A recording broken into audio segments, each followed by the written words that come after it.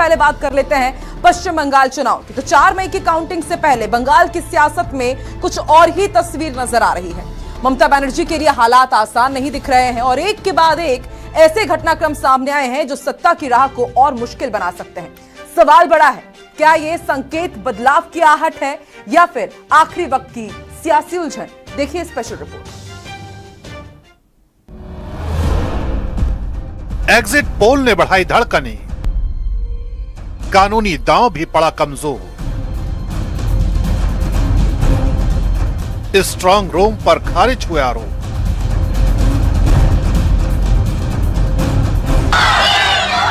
पश्चिम बंगाल का चुनाव हमेशा सिर्फ सत्ता की लड़ाई नहीं होता, बल्कि ये राजनीतिक वर्चस्व और जन भावनाओं की बड़ी परीक्षा भी होता है। इस बार भी मुकाबला बेहद दिलचस्प और कड़ा नजर आ रहा है। जहां टीएमसी अपनी सत्ता बचाने की चुनौती में है, तो बीजेपी पूरी ताकत के साथ सत्ता में वापसी का दावा कर रही है। चुनाव प्रचार के दौरान तीखे आरोप प्रत्यारोप, रोड शो और बड़े बड़े दावे देखने को मिले, लेकिन अब सबकी नजर सिर्फ 4 मई की मतगणना पर टिकी है।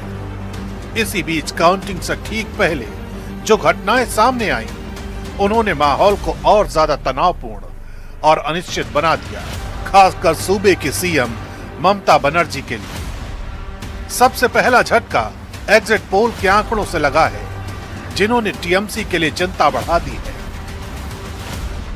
ज्यादातर सर्वे बीजेपी को बढ़त में दिखा रहे हैं। जहां बीजेपी को 142 से 175 सीटों तक मिलने का अनुमान है, यानी बहुमत के करीब, वहीं टीएमसी को 99 से 140 सीटों के बीच सीमित बताया जा रहा है, जो सीधे तौर पर सत्ता पर खतरे का संकेत देता है। हालांकि कुछ सर्वे जैसे पीपुल्स पल्स टीएमसी की वापसी का दावा करते हैं, लेकिन कुल मिलाकर ट्रेंड ममता बनर्जी के लिए सकारात्मक नहीं दिख रहा है। दूसरा और बड़ा झटका कानूनी मोर्चे पर लगा है, जहां ममता बनर्जी को लगातार निराशा हाथ लगी। पहले कोलकाता हाई कोर्ट ने मतगणना व्यवस्था को लेकर टीएमसी की याचिका खारिज कर दी। अब सुप्रीम कोर्ट से भी कोई राहत नहीं मिली। सुप्रीम कोर्ट ने साफ कहा है कि अतिरिक्त आदेश की जरूरत नहीं, क्योंकि चुनाव आयोग पहले ही आश्वासन दे चुका है कि 13 अप्रैल का सर्कुलर पूरी तरह लागू होगा, जिसमें केंद्रीय और पीएसयू कर्मचारियों के साथ राज्य कर्मचारियों की भी नियुक्ति होगी। यानी अदालतों से राहत की उम्मीद खत्म होती दिख रही है और टीएमसी का कानूनी दांव कमजोर पड़ गया है। सुप्रीम कोर्ट में भी जिस तरह से कपिल सिब्बल टीएमसी के द्वारा तमाम दलीलों को रख रहे थे, जो 4 महत्वपूर्ण पॉइंट उन्होंने कोर्ट के सामने रखा, कहा कि जिस तरह से केंद्रीय कर्मचारियों की संख्या में इजाफा किया जा रहा है, जिससे कि 4 मई को जो मतगणना होगा वो कहीं कहीं प्रभावित हो सकता है और वो उस पर सुनवाई होनी चाहिए। लेकिन इस मामले पर चुनाव आयोग के द्वारा कहा गया कि केंद्रीय कर्मचारियों की संख्या में जिस तरह से इजाफा की बात हो रही है, जो मतगणना के दौरान में राज्य सरकार के भी कर्मचारी होंगे, केंद्रीय चुनाव आयोग के भी अधिकारी होंगे, इसके साथ साथ पार्लियामेंट्री फोर्सेज, इसके साथ साथ अन्य एजेंसियों के लोग होंगे, वहां पे सीसीटीवी कैमरा होगा, तो कहां से यहां से मतगणना की जो रिजल्ट है उसको कोई प्रभावित नहीं कर सकता है। इसके साथ साथ जो दूसरा महत्वपूर्ण पॉइंट था कि 13 तारीख को जो सर्कुलर जारी किया गया विलंब से मिला, तो इस मामले पर भी चुनाव आयोग के द्वारा तमाम दलीलों को कोर्ट के सामने रखा गया और कह सकते हैं कि चुनाव आयोग के द्वारा जब तमाम दलीलों को रखा गया, उसी के आधार पर सुप्रीम कोर्ट ने सीधे तौर पर टीएमसी की याचिका को खारिज कर दिया। निश्चित तौर पर टीएमसी के लिए एक बड़ा झटका माना जा सकता है। तीसरा झटका सबसे ज्यादा सियासी और भावनात्मक रहा, जब ईवीएम सुरक्षा को लेकर विवाद बढ़ गया। खुद ममता बनर्जी भवानीपुर के स्ट्रांग रूम पहुंची और देर रात तक वहां मौजूद रही। टीएमसी ने आरोप लगाया कि सीसीटीवी फुटेज में संदिग्ध गतिविधियां दिखी और मतपत्रों के साथ छेड़छाड़ की आशंका है। हालांकि इलेक्शन कमीशन ऑफ इंडिया ने इन आरोपों को पूरी तरह खारिज करते हुए कहा कि स्ट्रांग रूम सुरक्षित है और जो गतिविधि दिख रही है वो पोस्टल बैलेट की अधिकृत प्रक्रिया का हिस्सा है। इस विवाद ने काउंटिंग से पहले माहौल को और गरमा दिया है। कुल मिलाकर 4 मई की मतगणना से पहले जो तस्वीर बन रही है वो ममता बनर्जी और टीएमसी के लिए सहज नहीं है। एग्जिट पोल का दबाव, अदालतों से राहत न मिलना और ईवीएम को लेकर उठा विवाद, तीनों ने सियासी माहौल को और पेचीदा बना दिया है।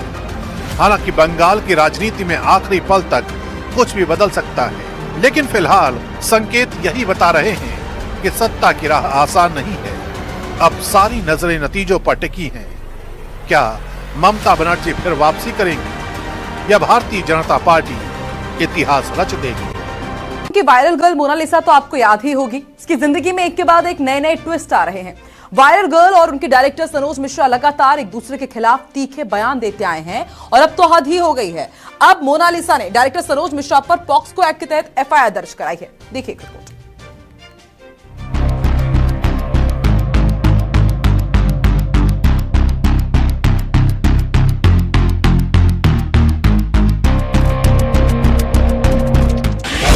महाकुंभ से कैमरे तक अब छिड़ी जंग।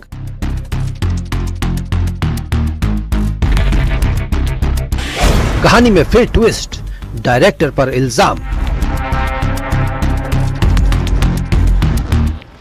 मोनालिसा ने कराई एफआईआर।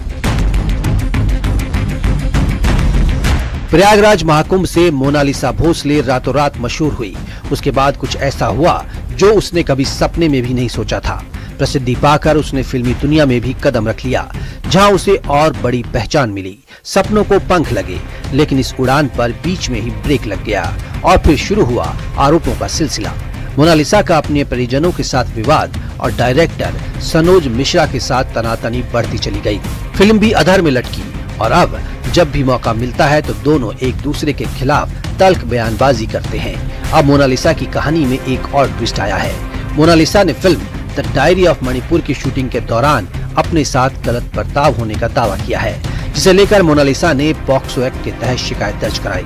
मोनालिसा का आरोप है कि डायरेक्टर सनोज मिश्रा ने शूटिंग के दौरान कई बार अनुचित ढंग से छुआ और वो खुद को असुरक्षित महसूस करने लगी। अब मामला लगातार बिगड़ता जा रहा है। खबर सामने आ रही है कि मोनालिसा ने इसे लेकर केरल के एर्नाकुलम सेंट्रल पुलिस स्टेशन में पॉक्सो एक्ट के तहत 4 लोगों के खिलाफ एफआईआर दर्ज कराई है। 18 साल से कम उम्र के बच्चों के यौन शोषण को रोकना और उन्हें जल्द न्याय देने के लिए पॉक्सो एक्ट बना था। इसमें न्यूनतम 3 से 5 साल से लेकर आजीवन कारावास तक की सजा हो सकती है। मोनालिसा ने फरमान के साथ शादी कर ली थी, जिसकी वैधता को लेकर भी सवाल उठे। जांच में सामने आया था कि मोनालिसा नाबालिग है। परिजनों ने भी उसे नाबालिग बताया। फिलहाल पुलिस उम्र से जुड़े दावों और लगाए गए आरोपों की बारीकी से जांच कर रही है। मोनालिसा ने आरोप लगाया है कि उनकी छवि को सोशल मीडिया के जरिए खराब करने की कोशिश की गई है। जहां मोनालिसा की पर्सनल लाइफ विवादों में है, तो वहीं डायरेक्टर सनोज मिश्रा की मुश्किलें बढ़ सकती हैं। Report news 18 UP Uttarakhand. Jammu Kashmir के डोडा से दिल दहला देने वाली घटना सामने आई है, जहां सुबह सुबह पहाड़ में अचानक हलचल हुई और देखते ही देखते चट्टान का बड़ा हिस्सा मलबे के ढेर में बदल गया। वो तो गनीमत रही कि यहां कोई राहगीर इसकी चपेट में नहीं आया, वरना बड़ा हादसा हो सकता था।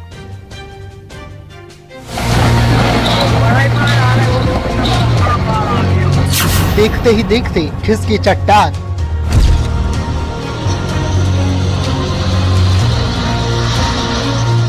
सड़क पर मलबे का पहाड़,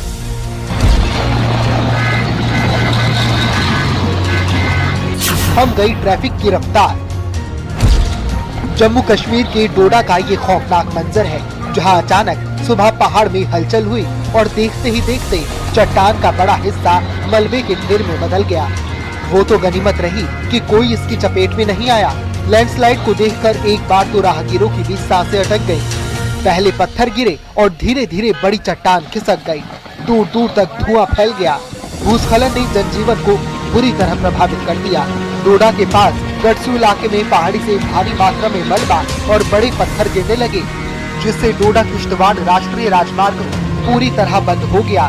इस घटना के बाद हाईवे के दोनों ओर गाड़ियों की लंबी कतारें लग गयी और सैकड़ों यात्री बीच रास्ते में ही फंस गए। लोगों को भारी परेशानी का सामना करना पड़ा।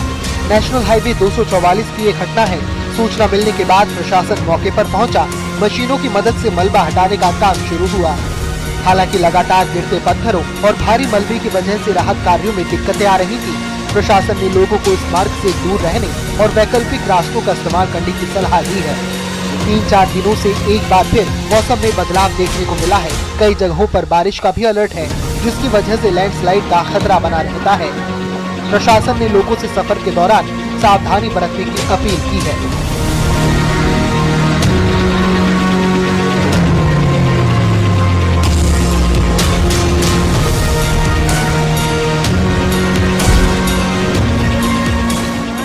वहीं जम्मू कश्मीर के रामबन में भी भूस्खलन की घटना सामने आई है। जम्मू श्रीनगर राष्ट्रीय राजमार्ग पर अचानक लैंडस्लाइड हो गया, जिसके चलते भारी मात्रा में मलबा हाईवे पर आ गिरा। कुछ समय के लिए यातायात पूरी तरह प्रभावित रहा। सूचना मिलते ही प्रशासन, पुलिस और रोड मेंटेनेंस से जुड़ी टीमें तुरंत मौके पर पहुंची, जिसके बाद सड़क से मलबा हटाने का काम शुरू किया गया। Bureau report, news 18, UP Uttarakhand.